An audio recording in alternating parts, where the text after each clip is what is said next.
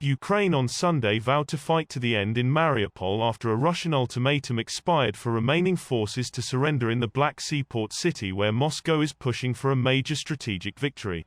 The city still has not fallen, Prime Minister Denis Shmyhal said hours after Moscow's deadline had passed for fighters holed up and surrounded in a sprawling fortress like steelworks to surrender.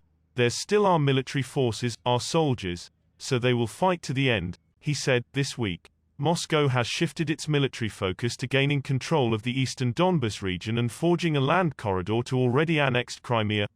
Russia's defense ministry said there were up to 400 mercenaries inside the encircled Azovstal steel plant, calling on Ukrainian forces inside to lay down their arms and surrender in order to save their lives. Moscow claims Kyiv has ordered fighters of the nationalist Azov battalion to shoot on the spot anyone wanting to surrender.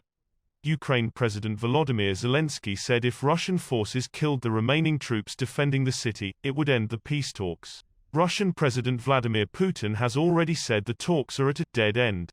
Shmyhal said Ukraine wanted a diplomatic solution but would fight to the end if necessary. "We will not surrender." While several large cities were under siege, he said, not one, with the exception of Kherson in the south, had fallen, and more than 900 towns and cities had been liberated.